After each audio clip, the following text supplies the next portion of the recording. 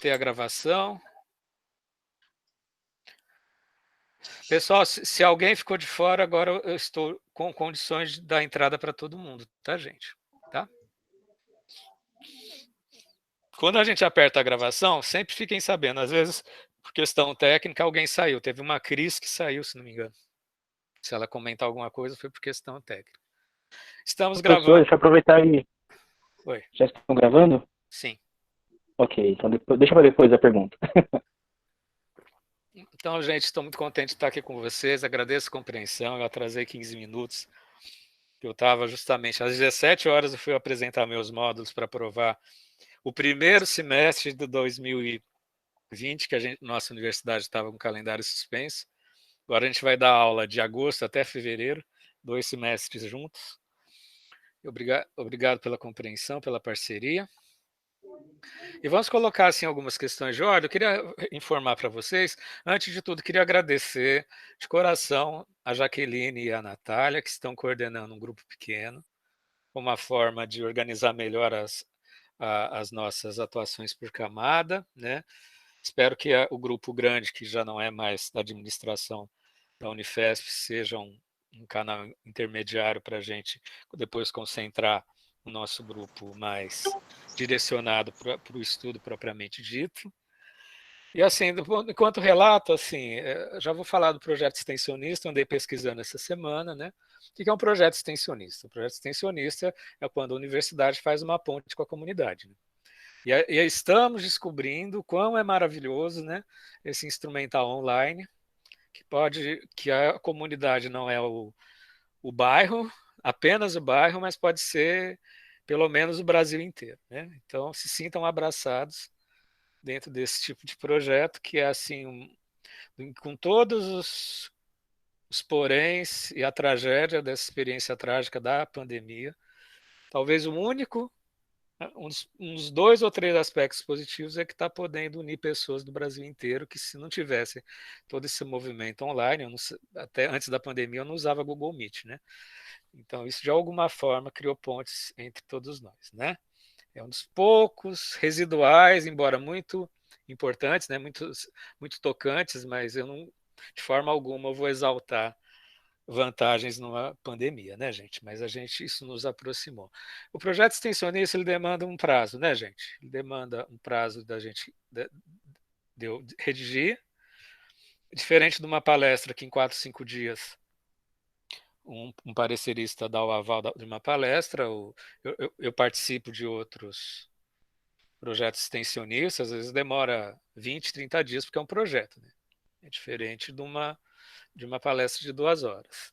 Então, andei pensando com muito vagar, no sentido bem prático, a gente vai continuar dando certificado da Unifesp no meu nome para esse momento do tornar-se pessoa do Carl Rogers, mas a gente vai ter um tempo até agosto, mais ou menos, né? Que é o fim dessa atividade, para a gente amadurecer o projeto, eu trazer um esboço do projeto, eu posso apresentar o projeto para vocês, para a gente pensar enquanto coletivo, né?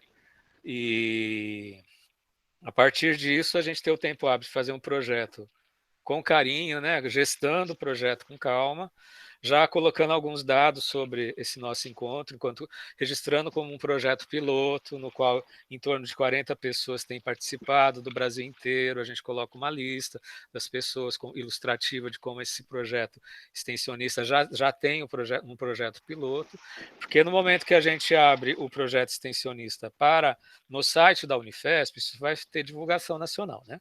Universidade Federal. Não acho que vai ter uma enxurrada de pessoas, né? Porque isso demanda um tipo de mobilização de vida, enfim, um tipo de afinidade com psicologia humanista. Então, tem uma sequência de filtros que são naturais desse processo seletivo, né?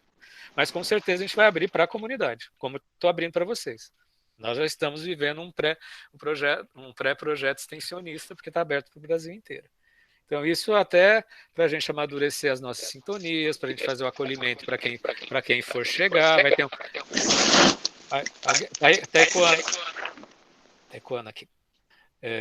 Para alguém. Estava ecoando. Então, tem várias questões, porque a gente faz para projeto, pode ser aprovado, pode ter sugestões de aprimoramento do parecerista, depois abre para um período de inscrição, que nesse caso eu imagino que para sintonizar com a nossa propositura seria no fim de julho. Eu tenho a intenção de fazer esse projeto nos próximos 15 dias, apresentar para vocês na reunião, para que até o fim de julho já fosse aprovado e na transição do fim do grupo do Rogers, a gente já tivesse em sequência, conforme a gente combinou, Heidegger e o... alguém tá... Gente, de vez em quando eu fecho os microfones, porque ele ressoa aqui, tá? E o Heidegger e o Foucault, que são as outras sequências, por isso eu solicitei para o subgrupo das pessoas que estão pensando os outros textos para a gente ler, para a gente já incluir, se a gente vai ver Seritempo, se a gente vai ver o seminário de Zolicon, quais os textos do Foucault, que aí Foucault, gente, Foucault estuda esse autor faz 25 anos, então, que vocês quiserem perguntar, eu tenho o dever e o compromisso ético e moral de orientar vocês, tá? Né? Mas eu vejo isso com muito entusiasmo, embora demande uma artesania, é até uma maneira da gente criar um vínculo, né? Enfim.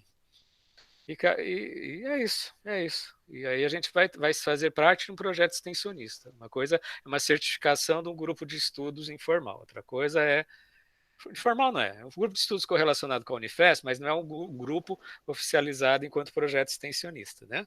E outra coisa é vocês fazerem parte de um encontro de estudos enquanto projeto extensionista, vai dar uma maior legitimidade, uma vinculação oficializada com a universidade, da mesma forma que eu também informo.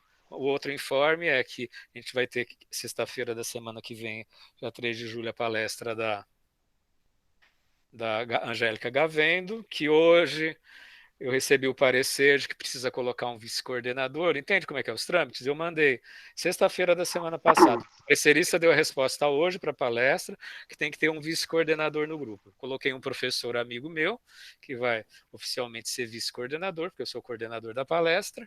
E aí voltou hoje para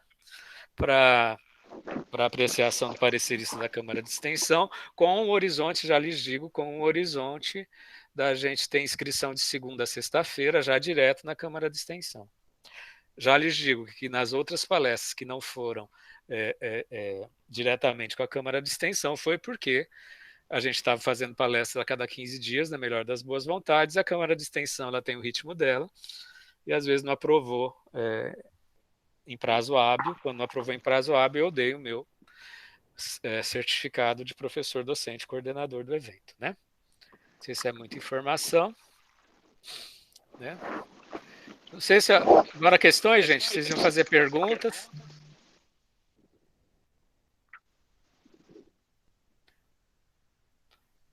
O Danilo queria fazer pergunta?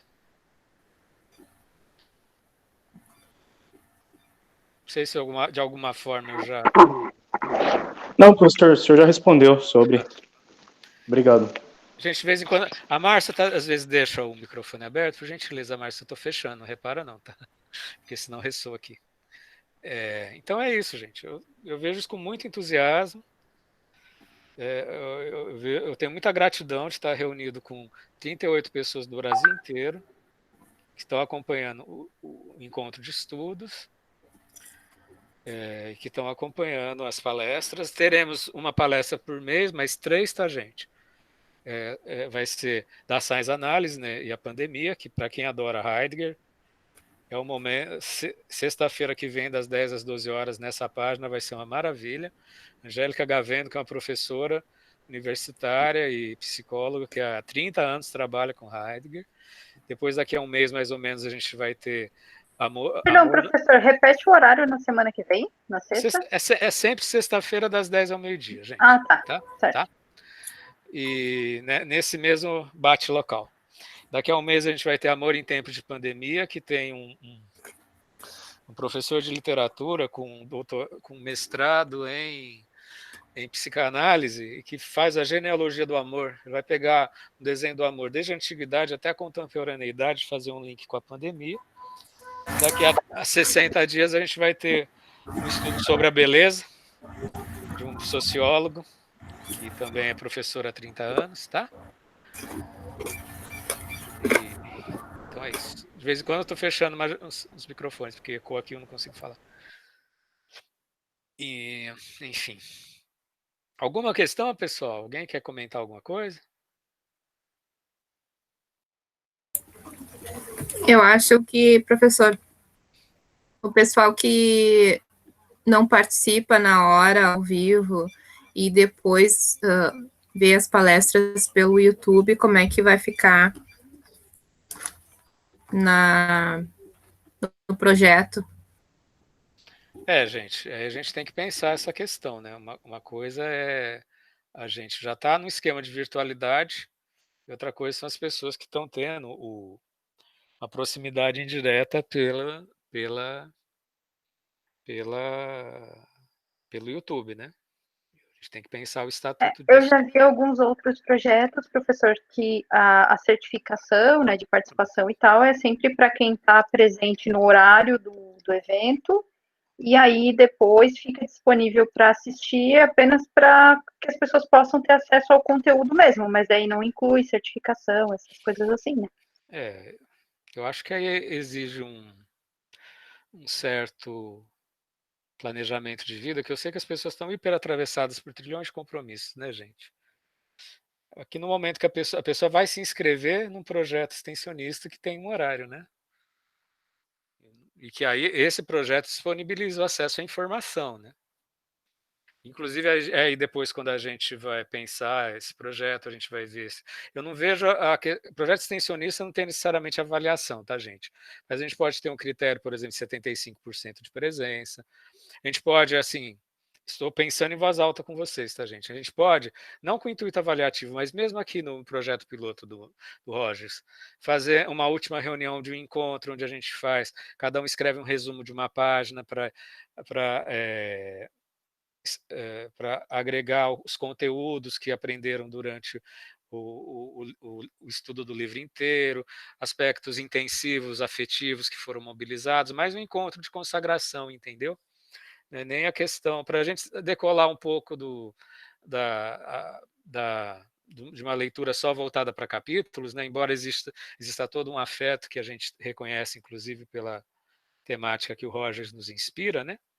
Mas eu estou colocando essa ideia, às vezes a gente, depois do último capítulo, fazer um encontro, mais um encontro para a gente trazer cada um resumo, não vou nem, acho que não é nem questão de mandar para mim, enfim, né, mas é para a gente socializar uma troca com tema-chave, que cada um achou do livro Tornar-se Pessoa como um todo, é uma ideia, tá, gente? Não precisa a gente bater o martelo agora. Para a gente fazer uma amarração, né, da experiência do livro, como se um momento de partilha, né? Às vezes uma semana a mais já amarraria melhor, né?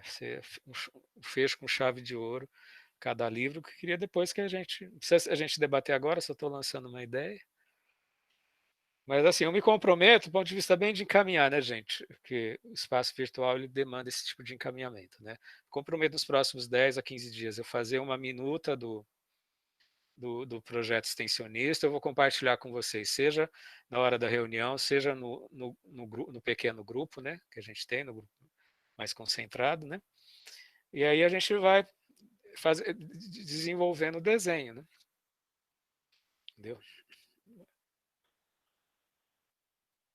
Aí a gente pode fazer disponibilidade de desenho de horários, tá, gente? Agora sim, eu não sei como a gente define uma questão que é uma questão.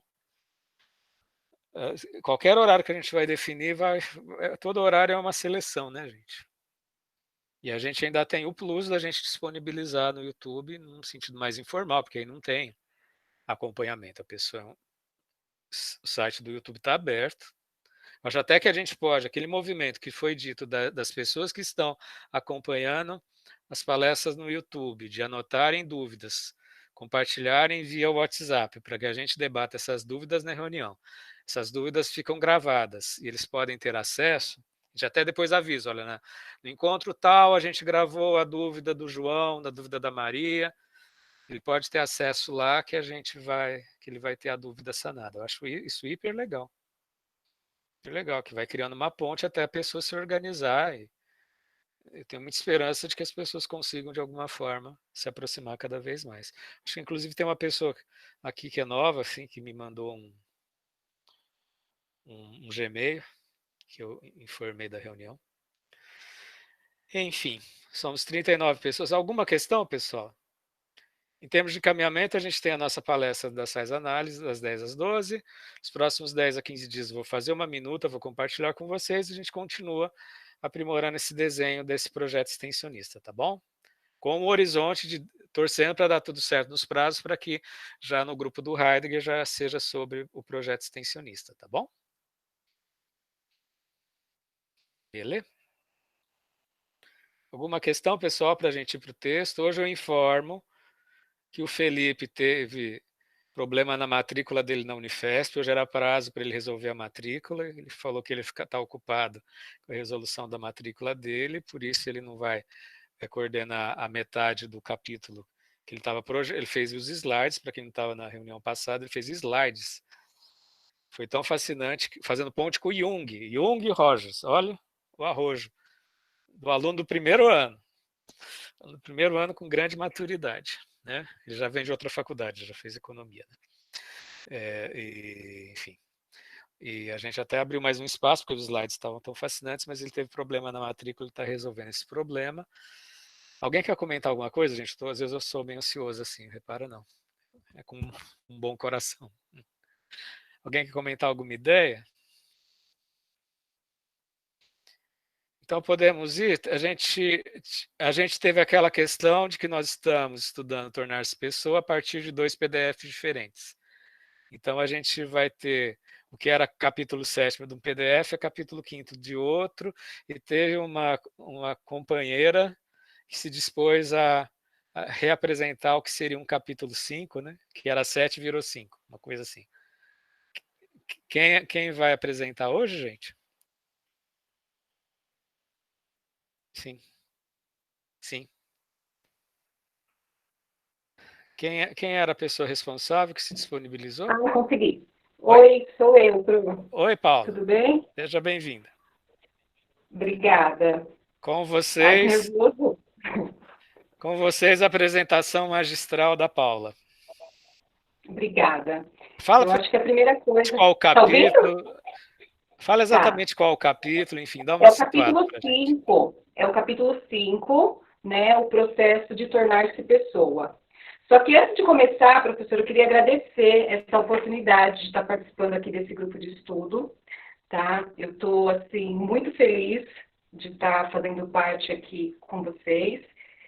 Quando você fala aí da sua felicidade, está vendo pessoas do Brasil inteiro, eu também sinto essa felicidade e, para mim, assim, é um enorme prazer estar participando. Acho que de todas as portas, assim, de todas as perdas que tivemos nessa pandemia, como você mesmo mencionou no início, eu acho que esse grupo de estudo, para mim, me abriu uma janela, e uma janela muito florida, a qual eu faço, assim, que eu tenho muita felicidade em estar participando.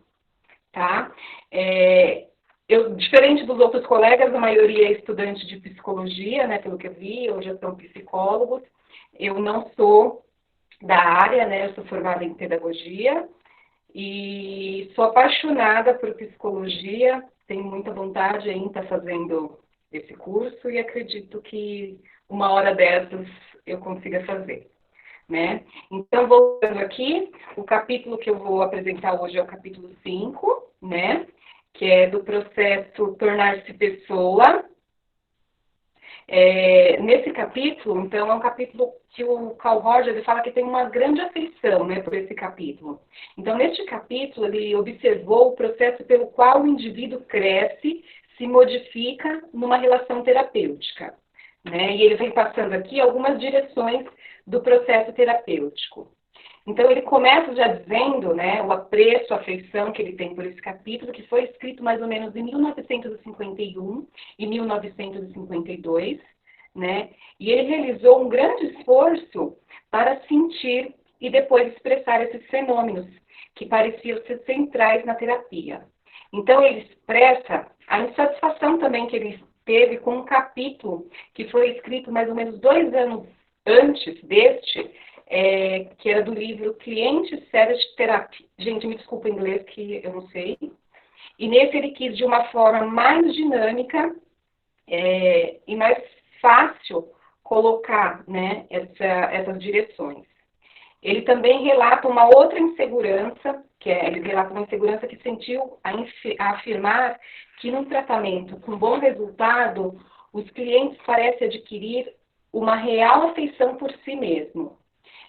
Ele sentia também uma outra insegurança, ele se sentiu também ainda mais inseguro ao propor a hipótese de que a natureza humana é essencialmente positiva. E claro que isso foi confirmado já no decorrer das suas experiências. Ele fala também que a experiência é única e ela é de cada indivíduo, né? E também ele faz um questionamento. O processo da psicoterapia centrada na pessoa, ela serve para curar uma neurose obsessiva? Ela é adequada para resolver problemas conjugais? Ou então para apagar um estado psicótico? Então ele faz uma análise, né?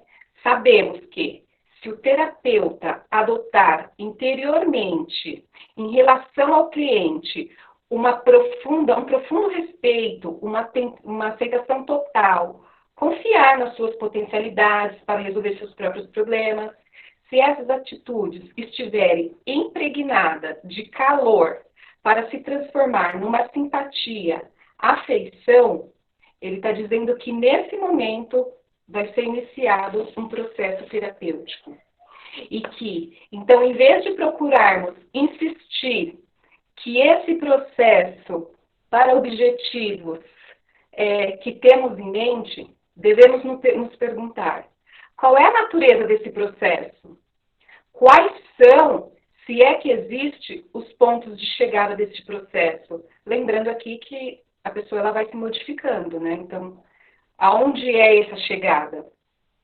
Ele também diz que o terapeuta deve ter uma mente aberta para estudar e não falseá-la, para que suas necessidades clínicas e os seus dogmas sejam passados para o cliente. Aqui eu achei bem importante essa parte, porque quando o cliente ele vai procurar um terapeuta, ele já vai sensibilizado, né? Ele vai sensibilizado. E ali naquela troca, o terapeuta ele tem que tomar muito cuidado para que ele não coloque os seus valores. E o cliente acaba pegando aquilo como que aquilo fosse dele. Mas aquilo, na verdade, é do terapeuta. Né? Então, tomar esse cuidado para que não se criem, vamos se dizer, cópias, né, de terapeuta, vamos se dizer assim. Então, você pegar, e eu acredito numa coisa, chega uma pessoa para se tratar, e eu começo a passar os meus valores, os meus dogmas para aquela pessoa, de repente a pessoa acaba pegando aquilo para si como se fosse dela, né? Já que ela chega no momento lá sensibilizada. É isso que eu vi, eu acabei refletindo, né?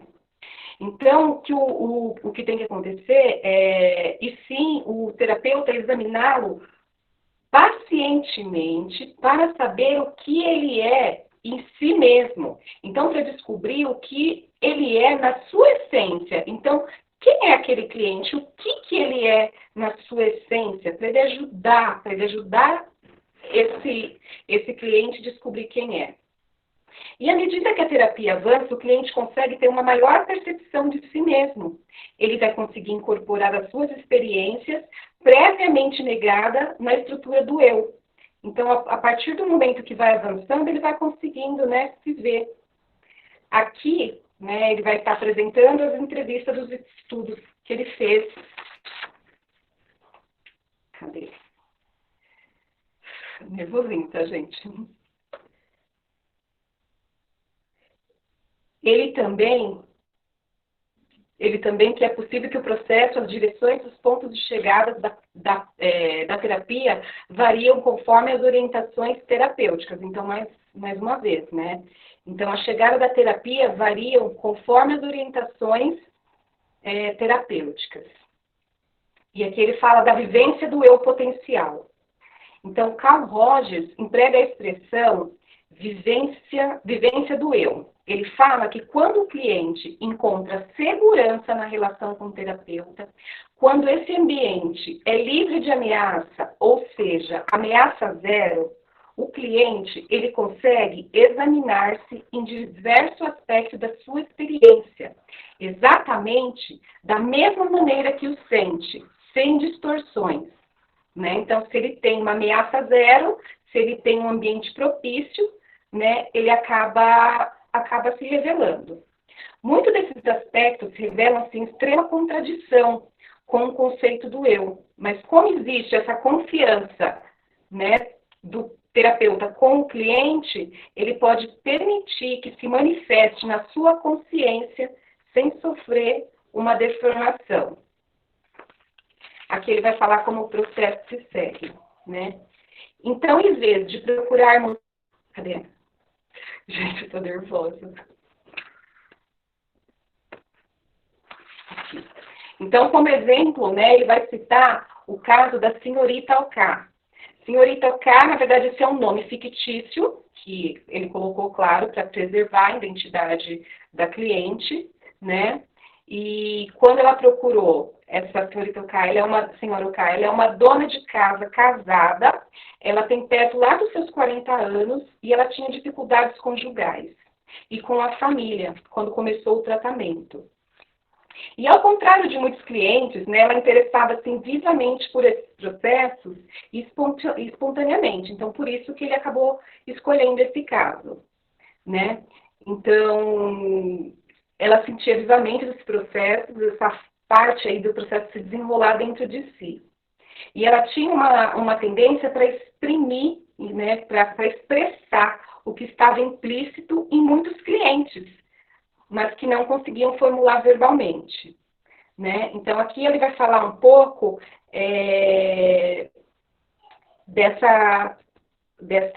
desse caso, né? E aí ele fala, no início da 5ª sessão, ele descreve a sua tomada de consciência. Gente, eu peguei essa parte, eu coloquei até a fala, porque eu achei essa parte muito importante, porque eu vejo aqui como se fosse o desabrochar da cliente, né? Então, aqui é como se ela fosse a parte que ela vai tomar consciência. Então, eu achei uma parte muito bonita e eu acabei transcrevendo aqui para a gente acompanhar junto, tá? Então, eu coloquei aqui a fala da cliente. Então, ele pegou várias partes das gravações, né? Então, quando ele fez aqui, na verdade, o que ele está contando aqui é um estudo de caso. Então, ele pegou mais ou menos 44 casos, se eu não me engano, né? Para ele poder provar a tese dele. E aqui ele escolheu um caso específico porque a cliente ela tinha um jeito tão vivo de falar que acabou chamando a atenção dele e ele acabou pegando para falar, né? E aqui tem algumas falas, então vamos lá. Aqui a fala da cliente, quando ela começa a se expressar.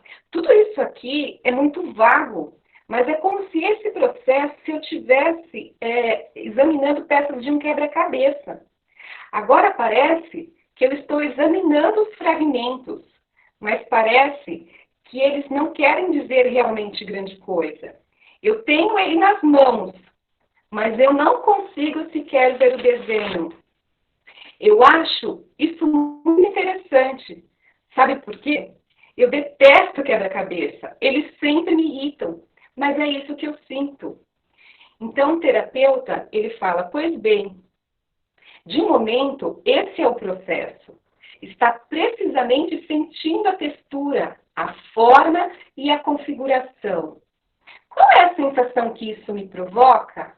Qual é a sua textura? E a cliente? É isso. É como uma coisa física. Terapeuta, você não é capaz de descrever sem usar as mãos, né? É como se fosse um sentimento quase sensorial. E a cliente, é isso, quase sensorial. Eu estou gostando desse processo de sentir.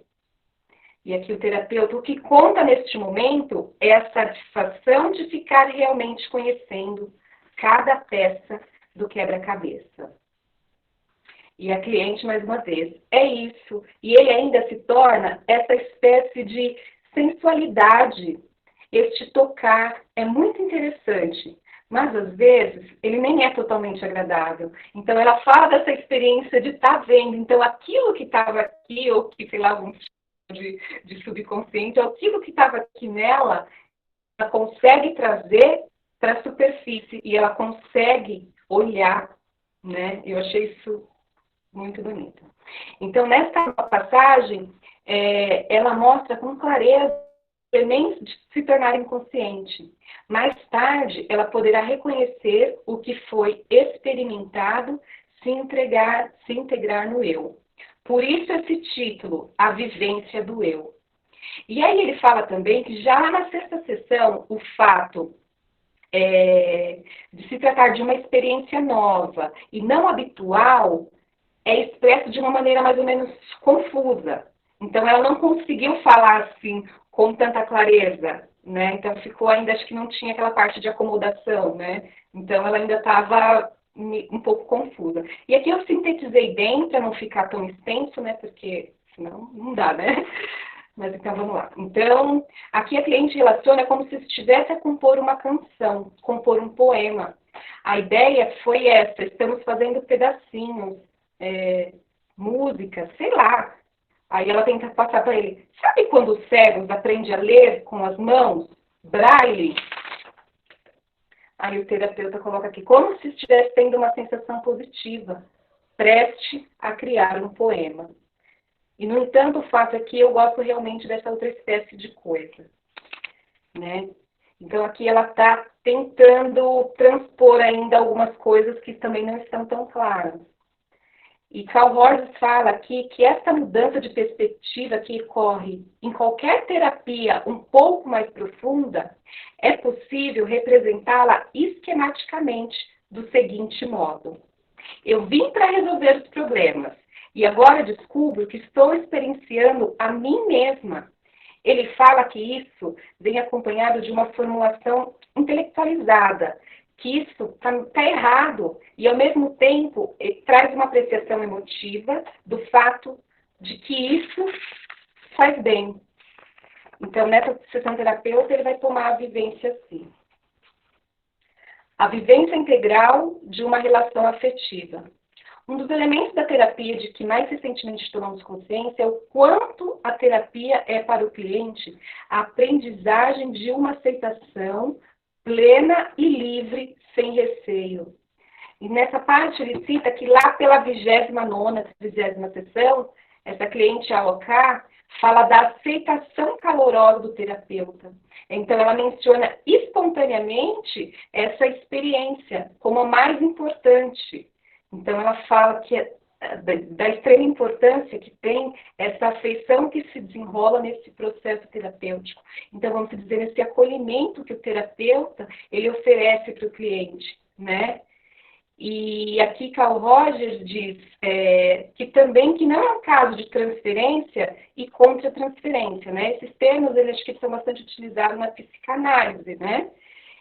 Pois são fenômenos, ele fala que esse caso de transferência e contra-transferência são fenômenos cujas as características realizarem-se unicamente no sentido inadequado à situação, e que não é isso, né? Que nesse caso ele fala de interesse fraternal, uma reação afetiva para com o cliente, porque ele está vendo a sua luta, o seu sofrimento, para se tornar ele mesmo. Então, quando o cliente está ali disposto, buscando ser quem ele verdadeiramente é, eu acho que não tem como o terapeuta não desenvolver esse afeto, essa forma fraternal para com o cliente. E nem o cliente desenvolver esse afeto também para com o paciente. Porque acho que é nessa relação de aceitação e nessa relação de acolhimento que o cliente consegue se tornar, que o cliente consegue ver quem realmente é, né? E aqui outra coisa, quando o cliente percebe que não tem problema de admitir o sentimento que uma outra pessoa, no caso, o terapeuta, mantém um sentimento positivo em relação a ele, né?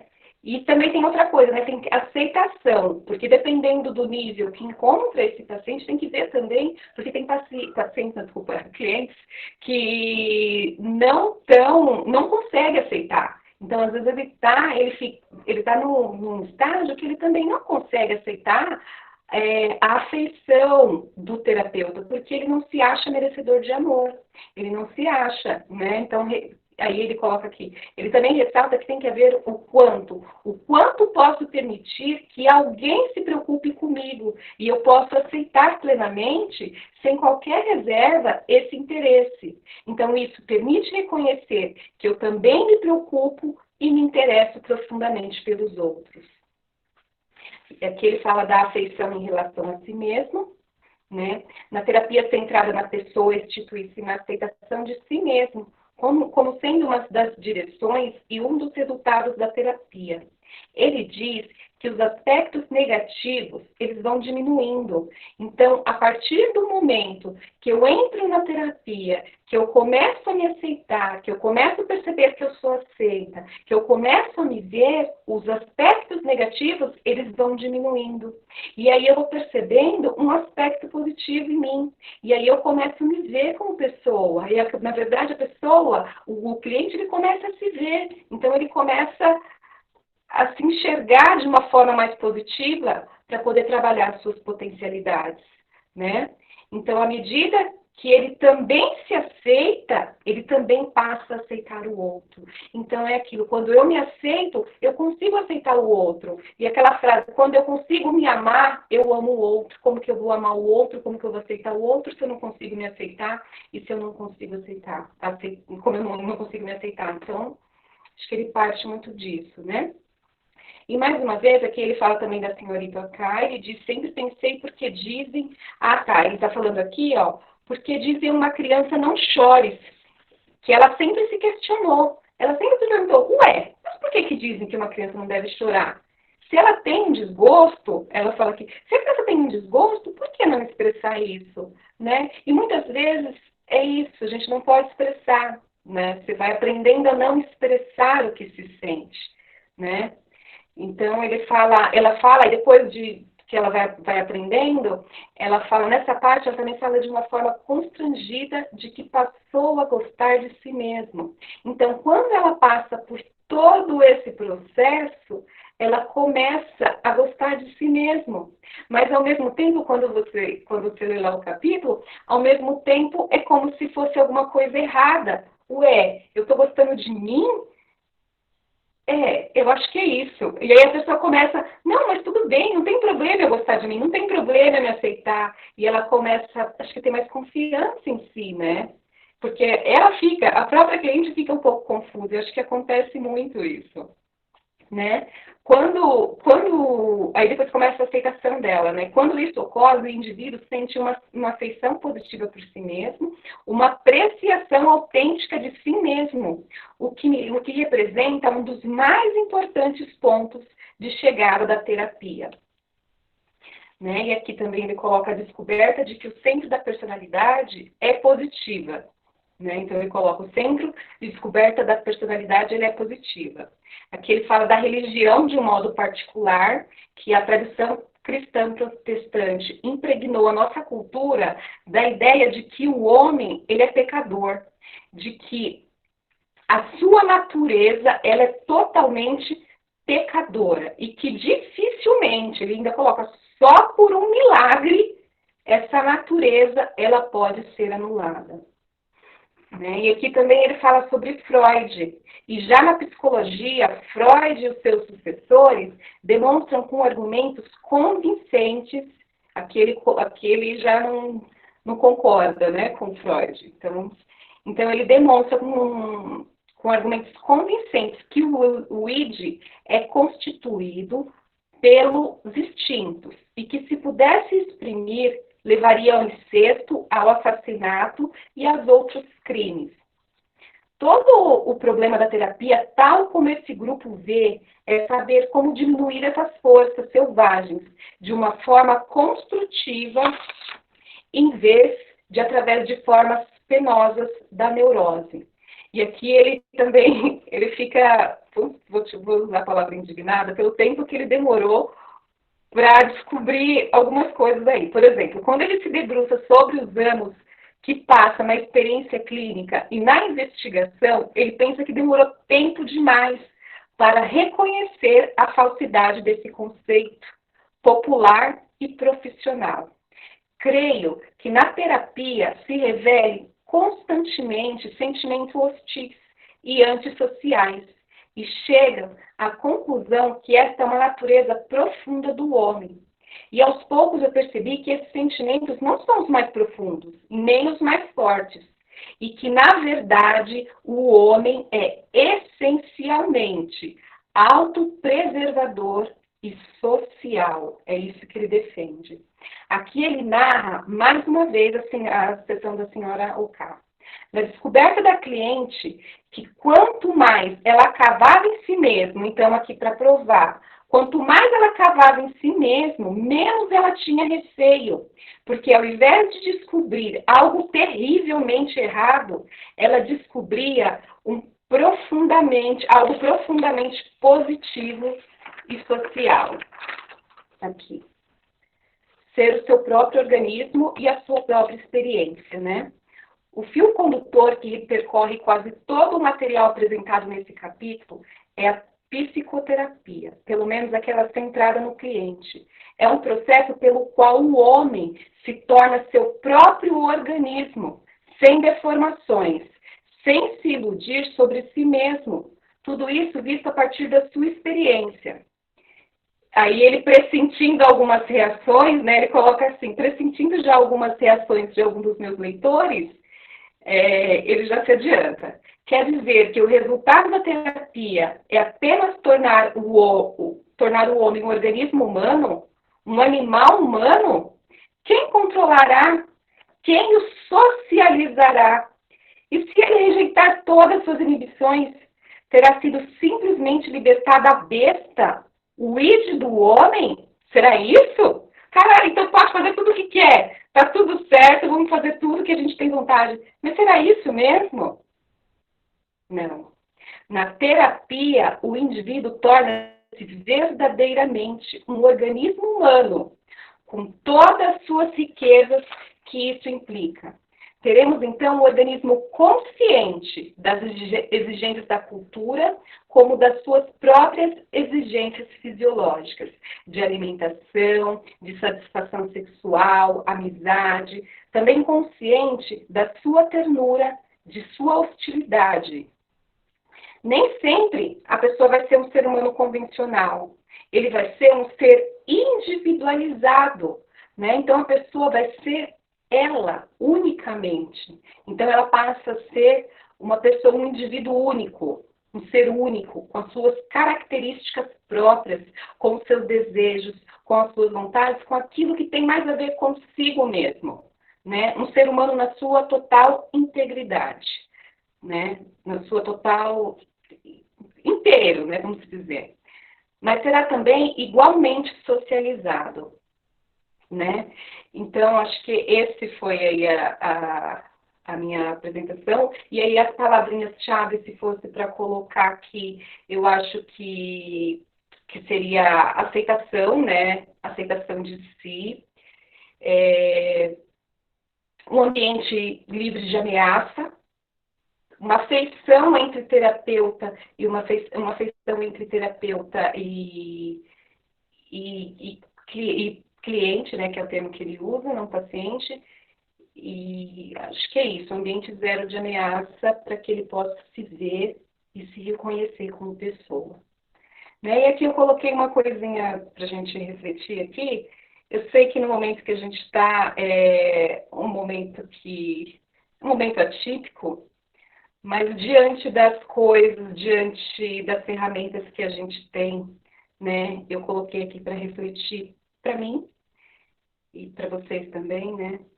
Eu coloquei aqui, e você está vivendo conforme a sua natureza ou vivendo de acordo com o que os outros gostariam que você vivesse? É isso, gente. Quero agradecer por estar participando disso aqui. Estou muito feliz mais uma vez. Estou parecendo uma criança de 5 anos saltitante, porque isso para mim foi uma janela, assim, como mais uma vez, maravilhosa que me abriu. E só veio demonstrar para mim essa paixão que eu tenho por essa área, por justamente essa parte que eu peguei aqui, a parte do tornar-se pessoa. Então, aqui, isso para mim mostra a grandeza e a riqueza que esse trabalho de psicologia, ele desperta. Então, se todos, que a gente sabe que parte pequena da população tem acesso, eu gostaria que todos tivessem esse acesso, que você pudesse chegar, sentar, tirar todas as suas máscaras e poder se enxergar como se realmente é. Desculpa a minha emoção. E acho que é isso. Obrigada. Pois é, Paula. Gente, eu quero reforçar o que a Paula disse. Aqui está sendo um oásis. Não sei se oásis, não estou dizer que é um lugar exatamente liso, facinho, né? Porque o oásis está no meio do deserto, né? A gente vive as agruras do deserto. Mas é um momento muito especial encontrar com vocês essa semana. Paula, mais uma vez, todas as participações são singulares e de coração, né? Tenho certeza que todos nós estamos comovidos com a radiância da luz da Paula, que ela Obrigada. irradiou através das palavras, né? Obrigada. Agora eu queria, como hoje o Felipe não vai estar aqui, a gente vai ter um tempo para debater. Eu acho que esse capítulo eu quero até começar, tá, gente? Porque eu achei uma preciosidade. Estou dizendo que é uma coisa boa, preciosidade que tem um valor, né? Ai, meu Deus. Não, aquela fala do Roger, gente, quando ele começa citando exemplos, que são as questões que são levantadas em relação à abordagem centrada na pessoa, ele faz uma lista, vou recopiar de novo aqui, que eu já tinha passado durante a fala da Paula, mas assim, porque eu acho que isso é um retrato de uma época, que nem a Natália mesmo pontuou, né? A gente entendeu que foi anos 70, 80, né? A maioria de vocês não era nascido na época, que nem eu, eu não era nascido na época, brincadeira. Mas ele coloca assim, as indagações de questionamentos que eram feitas sobre o alcance da abordagem centrada na pessoa, e no mesmo contexto ele coloca a neurose obsessiva, a psicose, problemas conjugais, a gagueira, a homossexualidade e a cura permanente. O que vocês têm a me dizer sobre um retrato de uma época? Estou falando nem do Rogers, estou falando como um espelho de uma época, né? Questões críticas e chaves sobre a psique humana: neurose obsessiva, psicose, problemas conjugais, gagueira, homossexualidade e cura permanente. O que vocês acham disso?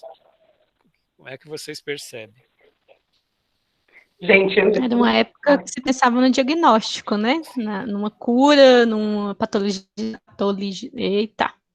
patologização. Então, tanto essa questão do homossexualismo quanto as outras vinham dessa visão, né? Uma visão, até voltando para as questões de comuns e tudo mais, né? É um pouco que estava na época. Como eu disse no chat, graças a Deus, a gente vem medo, né? Nesse sentido, vem avançado nesse sentido de perceber, por exemplo, a homossexualidade não é doença, né? Mas na época era o que ele tinha para trabalhar, era as questões que ele tinha para contrapor, né? E na época era doença, né, gente? Ela só deixou de ser doença nos anos 90, do ponto de vista da Organização Mundial de Saúde.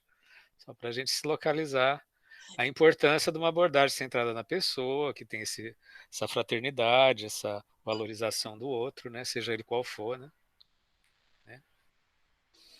E na época, homossexualismo e problemas conjugais, advento do desquite, bem próprio daqueles anos, não recebiam acolhimento de forma alguma pela sociedade, era absoluta rejeição.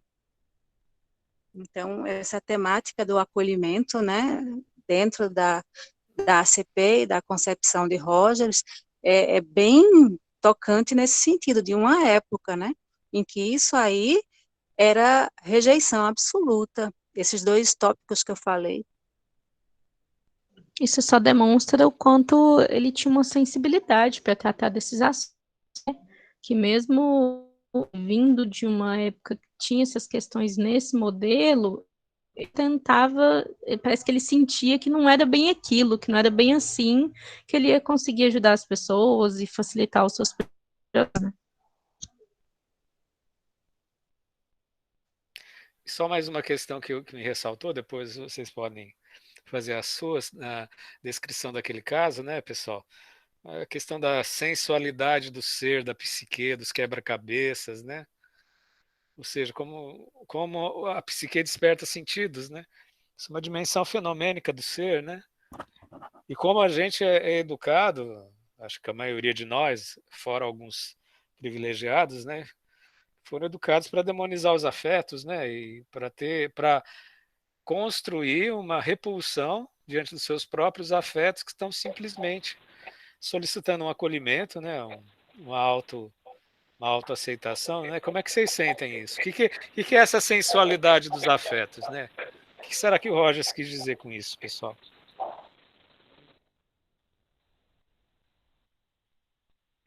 Professor, gente, eu acho assim também que essa sensualidade, eu falar na sensualidade dos afetos, acho que é o demonstrar, né? É o demonstrar, é o sentir. Acho que é o sentir na sua integridade, sentir o que eu estou sentindo. Ficou meio redundante, mas sentir o que verdadeiro eu sinto. Né? E a gente é tão polido, como você mesmo disse, polido para não sentir. Quando ela mesmo fala ali, o choro da criança, a gente quer abafar o choro. A criança não pode se expressar, a única fonte que ela tem ali para se expressar é o choro. Então, acho que já começa dali, já começa a abafar ali. Né? Eu acho que ali a pessoa já não pode, eu já começo a polir, eu já começo a talhar ali, eu começo a exprimir. Você pode ver que às vezes a luta da pessoa de se transformar quem ela é de verdade, ela é tão difícil.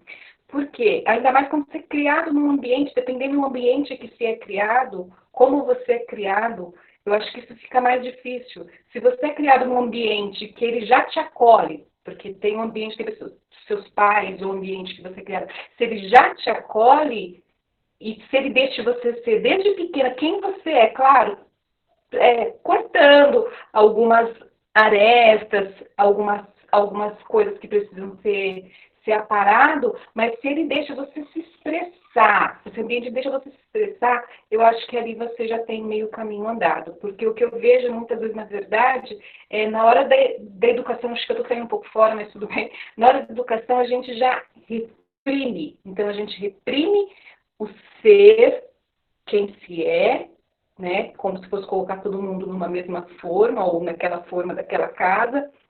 Então, para ficar mais fácil, de repente, porque também, aí falando por mim, de repente as pessoas não querem ter trabalho, né, de deixar a pessoa ser, né, de deixar. Quando ela fala assim, na parte sensual, é uma parte, para mim, uma parte sensual de ser, é gostoso ser quem se é, né? É gostoso se expressar, é gostoso poder falar de quem a gente é, poder receber o outro, né? Eu não sei. Acho que é isso. Desculpa aí se eu me atrapalhei, mas acho que é isso que eu senti. Só quero sintonizar o nosso vocabulário, tá, gente? Sensualismo na fenomenologia é justamente o que os sentidos nos despertam. E que essa palavra sensualismo foi apropriada pela mídia para fazer figuras de sujeitos sensuais do ponto de vista exclusivamente erótico, né? Não que o sensualismo também não possa ter uma repercussão erótica, mas é um termo técnico que diz respeito à percepção que os sentidos nos despertam, tá, gente? É um termo perceptual, tá? E que nesse contexto da terapia, eu não sei necessariamente se o Rogers quis se apropriar disso na conversa com a cliente dele, mas existe essa dimensão do despertar dos sentidos no sentido amplo, tá? Uma amplitude, tá? E que isso o Merleau-Ponty fala muito no Fenomenologia da Percepção. Quem sabe um dia lá para frente a gente estude. É um livro muito importante para a gente estudar a questão dos sentidos, tá? Questões, pessoal? Eu fiz duas, a Paula está debatendo aí, a Natália fez uma intervenção maravilhosa. Quem mais quer comentar? Pessoas, perdão se eu esqueci mais alguém, tá?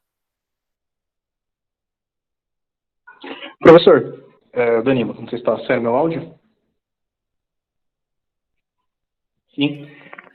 Um paralelo que eu faço, até mesmo puxando essa fala anterior, que foi muito engraçado e muito interessante também de se observar, é quando a gente pega para ver lá no comecinho do livro, a gente remete lá atrás, quando ele fala da história dele, da relação que ele tinha, essa relação fraternal, paternal que o Rogers tinha, ao conseguir entender que a família dele o amava tanto, mas a um tanto de um ponto que exprimia dele que ele tivesse os próprios sentimentos, né? Que ele pudesse expor seus desejos, expor seus anseios, expor suas vontades, expor tudo aquilo que ele almejava. E ainda assim, passando por todos os processos dos quais ele passou, ele conseguiu fazer uma leitura sobre, eu não sei se Rogers também chama de indivíduo ou sujeito, isso é um ponto que eu sempre confundo, na verdade, mas essa leitura que ele conseguiu dar à pessoa,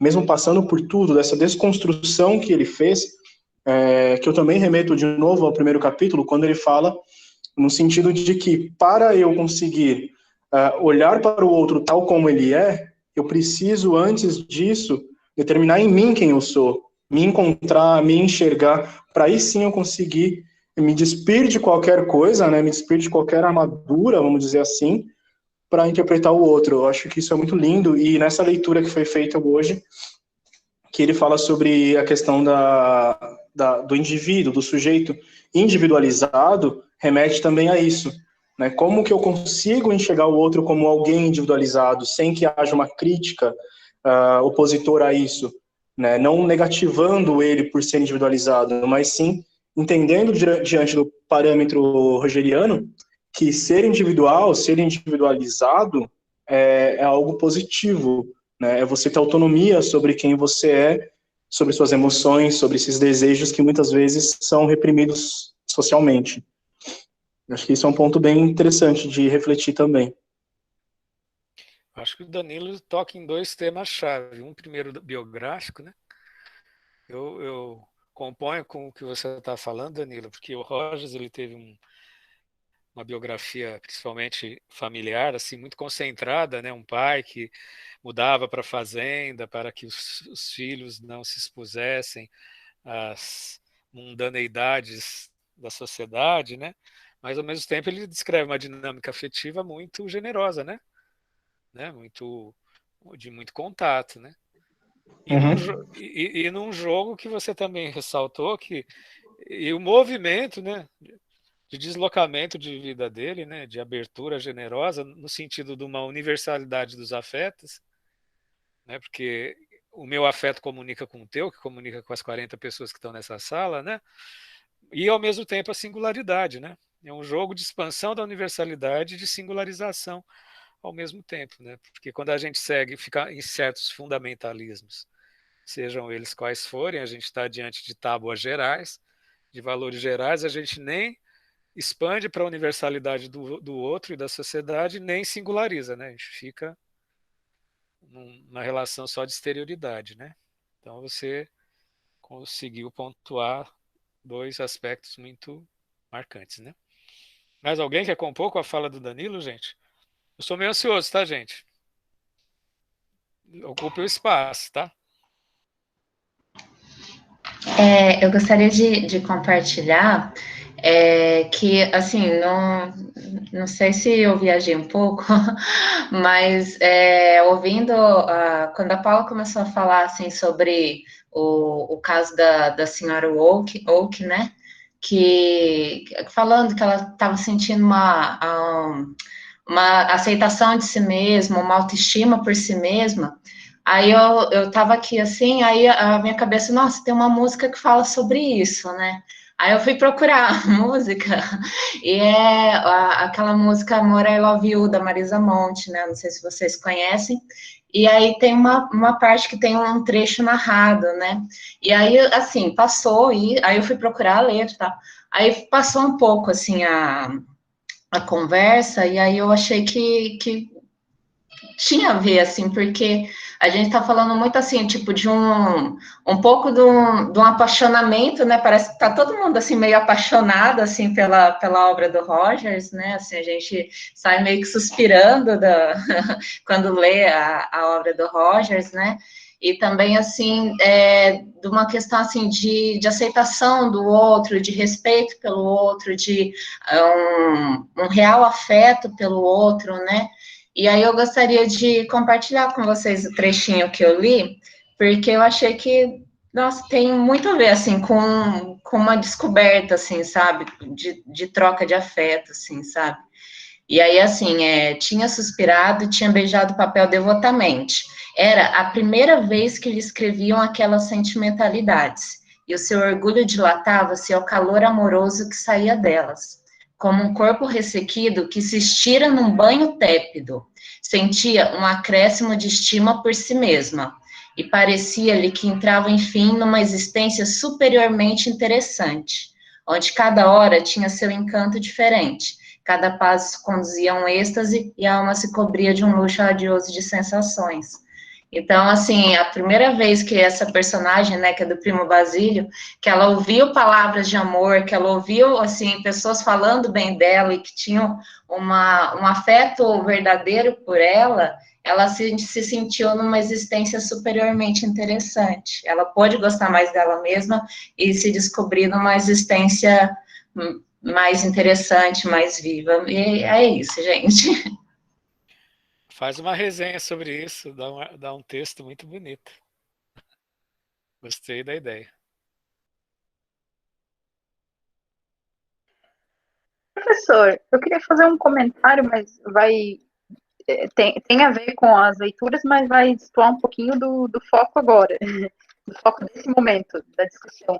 Fica à vontade, Daniel. Que é assim, como eu estava seguindo a mesma versão do livro da Paula, né?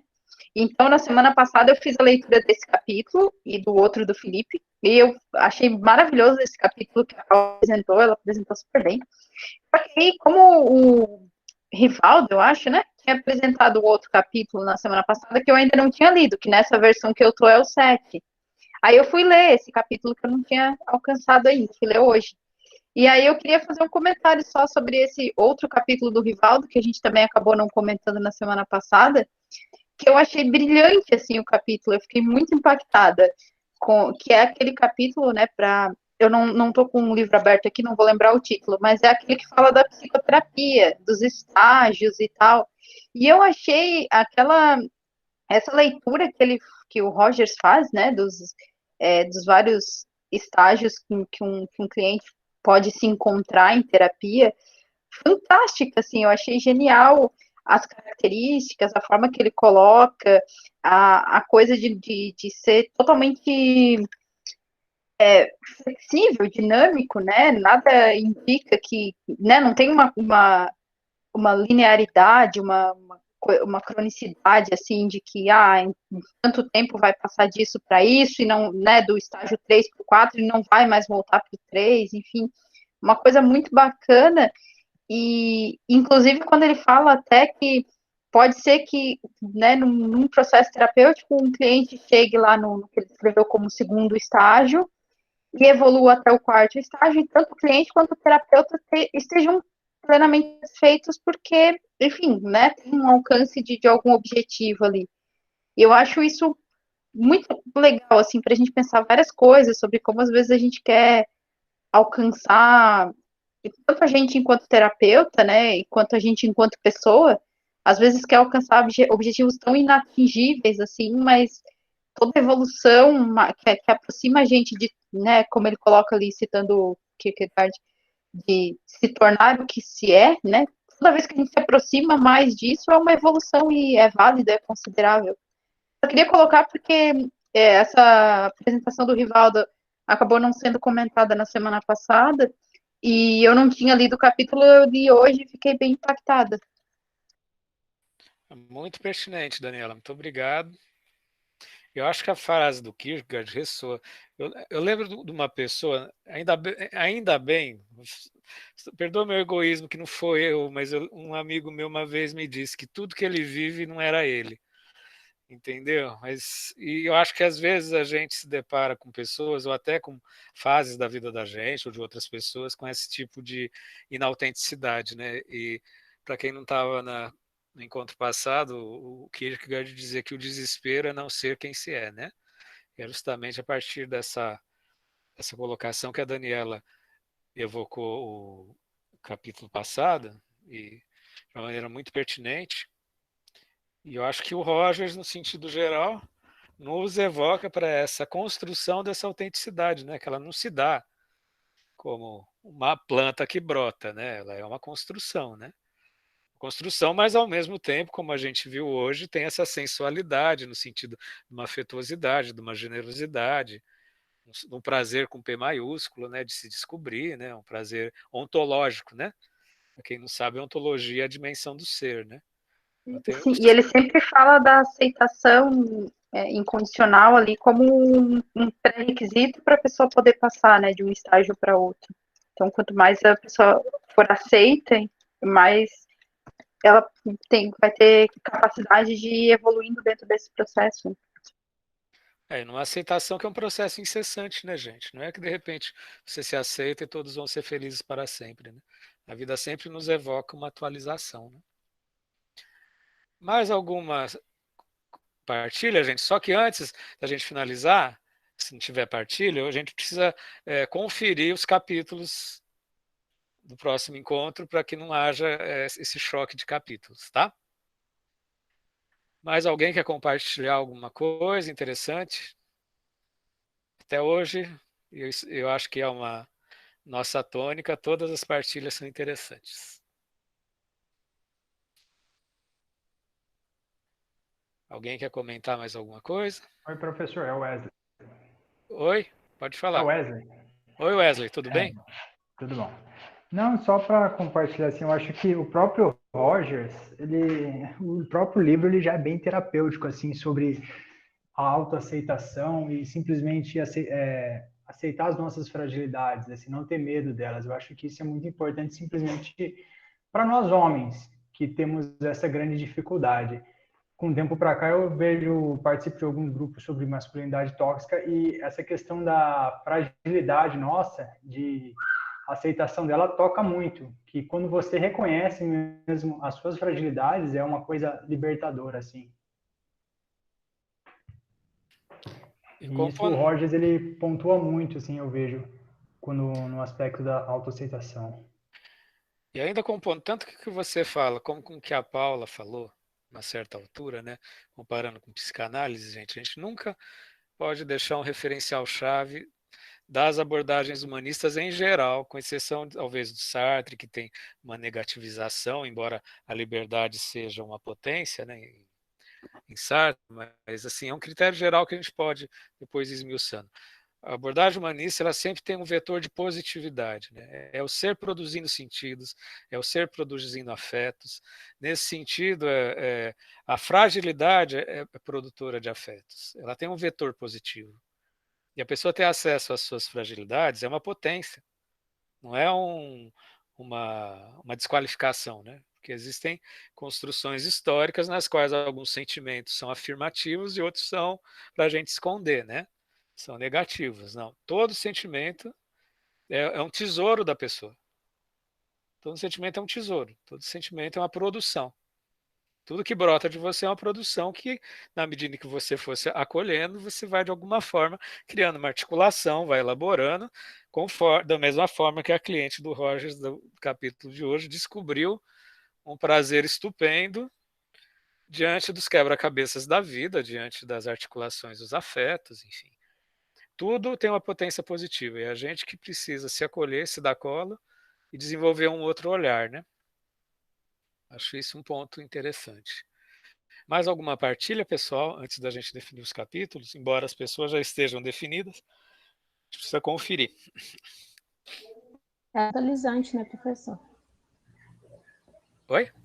É a tendência atualizante, né? Sim, A crença no potencial e sem o julgamento daquilo ser bom ou ruim, apenas é, e a gente vai acolher e traduzir aquilo no processo da pessoa. e a satisfação de estar em constante descoberta nessa atualização, né, Natália? Cada Sim. dia a vida se abre para a gente está se descobrindo, né? E não é o Abertura à fardo. experiência. Imagina você se ocultar a cada dia, e existem culturas e valores e sistemas morais que incitam um sentimento negativo, inclusive certas abordagens terapêuticas que têm um vetor negativo, né? É o vetor da repressão, da opressão, do recalque, né? Enfim. Obviamente tem outros arranjos, mas eu acho que todo mundo está aqui buscando uma positividade de vida, né? E é isso que faz o ponto em comum, independente da linha humanista, né? Você pode dar Science Analysis, como a gente vai ver na sexta da semana que vem, pode ser o Rogers, pode ser, enfim, fenomenologia, enfim. Mas todas têm a vida é um campo em aberto de produção de sentidos, né? E E todo sentido... voltando no que o Wesley tinha falado aquela hora, né, e voltando, a gente falou também da questão cultural, tem a vulnerabilidade na sociedade, ela é colocada como fraqueza, quando na verdade é apenas um processo do ser humano, um processo de se sentir talvez menos potente naquele momento. Não que eu não sou potente, eu só me sinto menos.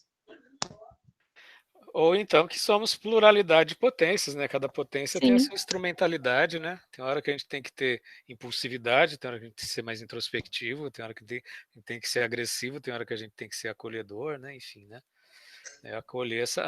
Acolher cada um na sua multiplicidade, né? Que aí que entra essa certa homeostase, né? Que o Rogers fala que se você acolhe as suas multiplicidades, você vai se organizando.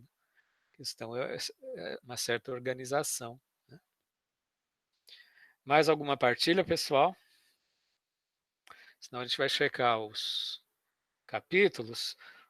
A gente tem assim o Felipe, que provavelmente vem semana que vem para apresentar a segunda parte do sexto capítulo, de acordo com uma edição. A gente vai checar os capítulos. Professor, posso fazer uma sugestão? Diga. Podemos escolher uma edição de base e aí a gente confere, tipo, assim, a gente vai seguir pela edição tal. Tá. E aí, quando a pessoa for apresentar, a gente vê no livro dela se está correspondente ao mesmo número do capítulo ou se é correspondente a outro. Mas eu acho que seria interessante seguir uma edição, porque para que todo mundo não se perdesse junto. Tá. O que vocês acham, gente? Eu tenho um livro aqui que eu posso ser referência. Não sei se alguém quer. Eu estou aqui com Tornar-se Pessoa de 2000 Diga, alguém que está mais familiar. Jaque. Pode falar, Jaque. Diga. Foi colocado lá no grupo, daí eu posso enviar novamente as edições que a gente está utilizando. Perfeito. Se não me engano, foram três compartilhamentos de edições que estavam sendo utilizadas. Entendi. Você quer checar, por gentileza? Você tem como abrir aí para a gente checar os capítulos? Você já indicar a edição e a gente já imediatamente checar os capítulos da semana que vem? É possível? Professor. Oi. Eu acho que os capítulos, independente do número, devem ter o mesmo título. Então, se só uma pessoa pegasse a edição base e inserisse na lista que a gente tem dos números de capítulos o título, então não precisa mudar nada. Sim. A gente precisaria confirmar o título. Boa ideia. Né? É uma boa confirmar ideia. O título. O título da semana passada, que era o 7, que a Paula apresentou agora o 5, e o Rivaldo apresentou o 7, né? O Felipe vai encerrar a semana que vem, então, o capítulo 6, o que significa tornar-se pessoa, e o Jonas inicia o capítulo 8, ser o que realmente se é. os objetivos pessoais visto por um terapeuta. Sim. São esses capítulos que a gente tem para a semana que vem. Só para, assim, na hipótese do Felipe ter algum contratempo, o 9 qual que seria para a gente colocar na sequência? O 9, a visão de um terapeuta sobre a vida boa, a pessoa em pleno funcionamento. Então, aqui na minha listinha, a gente tem ainda o Felipe para apresentar metade do slide, o 8 é o Jonas e depois o 9 é a Elaine. Então, o Jonas e a Elaine já podiam ficar sobre guarda, né, para a gente já colocar na nossa lista, tá bom? Né? Que aí a gente... o horizonte é a gente apresentar metade do capítulo que falta do Felipe, e em sequência seria o Jonas, né? Já que a gente... São 2 pessoas por dia, né? Seria isso? Isso. Mas, de qualquer forma, a Paula já fica de sobreaviso. A Paula não, a Elaine, perdão. Elaine. Tá ok? Mais alguma questão, pessoal? Assim que imediatamente... Eu, às vezes, demoro uns dias para disponibilizar no YouTube, não é por minha escolha, não. Não sei o que acontece, mas às vezes eu mando fazer upload 2, 3 vezes, só na 4ª vez o YouTube finaliza o upload. Não sei se vocês passam por isso. Assim que o Deus do YouTube autorizar, a gente já vai ter esse capítulo no YouTube lançado no mundo. Se tem alguém que veio pela primeira vez, no YouTube lançado no mundo, tem uma aula inaugural sobre psicologia humanista total, tem várias palestras realizadas com convidados e tem todos os encontros anteriores, tá? Então, aproveitem, YouTube lançado no mundo. Então, acho que é isso, né, gente? A gente se vê na quinta-feira, no nosso encontro, nesse mesmo horário, e na sexta-feira, às 10 horas, às 10 horas, com a palestra Pandemia, de acordo com a da Science Analysis, e eu vou manter vocês informados. Eu acho que dessa vez a Câmara de Extensão vai liberar a inscrição, então, por favor, se inscrevam, porque lá é um processo mais dinâmico, mais do sistema, né? O sistema já emite o certificado de uma maneira mais dinâmica, tá bom? Então, tenha uma boa semana, a gente se vê na quinta-feira da semana que vem, estamos aí no WhatsApp do grupo concentrado, vou falar concentrado, grupo pequeno me dá uma sensação estranha, é um grupo concentrado e tem o grupo expandido, não fica bom assim? Tem um grupo expansão e tem um grupo concentrado. É isso aí, galera, grande abraço, uma satisfação estar com vocês sempre. Boa semana. Boa semana, professor. Não se esqueça de encerrar a gravação. Obrigado.